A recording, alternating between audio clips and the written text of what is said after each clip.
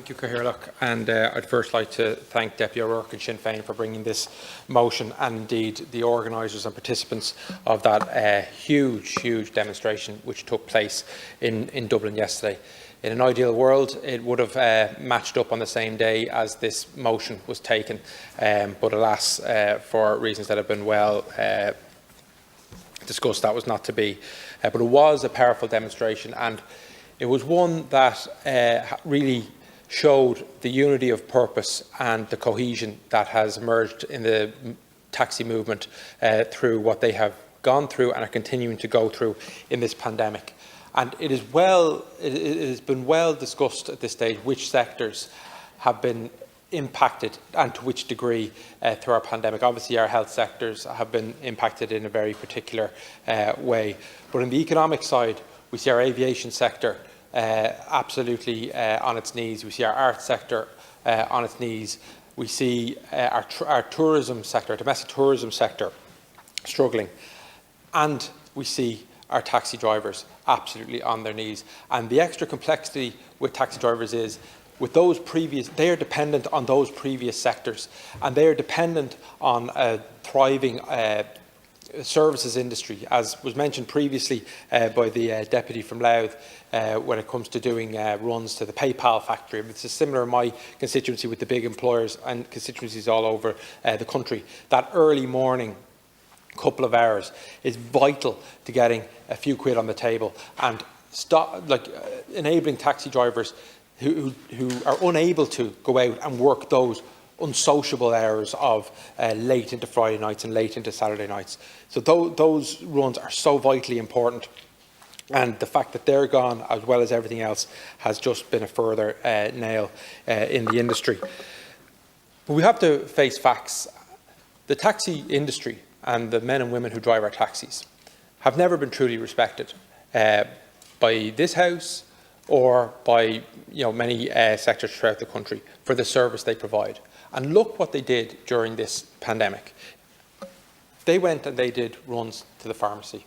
They did runs to the hospital. They brought people to COVID tests. We all know one of the flaws of the COVID testing was the requirement to have a car. Now that impacts particularly on older people, and obviously people who don't drive, who are just as vulnerable, in the case of older people, more vulnerable to the illness than other people. It was taxi drivers that stepped up and got them to their tests. And many of them did it without taking payment. And I know that for a fact. They felt it was their opportunity to assist in the all-in-this together movement that we've all been a part of. It was their public service, those two words in the middle of their four-letter acronym. And they did it without too much fuss, and they did it for the good of those individuals and the good of the country. And as I think it was Deputy Crowe just said, what they've been given is the bare minimum in return. They've been given a few pointers, you can engage with the insurance industry in this way, and all right, we'll put a bit of a pause on this. But look, all we have to do is look back at the time when face masks became compulsory on public transport. There was a huge big photo op down there, Merrion Square, with the then Taoiseach, the Minister for Health, and the NTA, and the Dublin bus, and it was fantastic. And I know from bus drivers and train drivers and Lewis drivers that they were happy with that clarity, and at least they knew where they went. Taxi drivers were totally excluded from that, and they're in closer proximity. I know we've come a long way with our mask wearing, but we have to remember where we were in June with it when that decision was made. Taxi drivers were left totally outside that and remain so, and it's just not good enough. In July, we had a really powerful meeting of the COVID committee, where we had representatives from the taxi industry in to discuss what they're going through. And many of their asks are as relevant now, if not more so, than they were in July. And they made the taxi industry has been criticised over the years for having too many diverse voices and not being unified. But when it came to the COVID committee, they sent in a joint submission. There was and this follows through to yesterday. We're seeing a unity of purpose. We're seeing them come together. So look, what they're looking for, as is included in this motion, which is a very good and very detailed motion, and again I commend Deputy O'Rourke on it. But a lot of this was mentioned in the COVID committee as well a couple of months ago, with no progress made.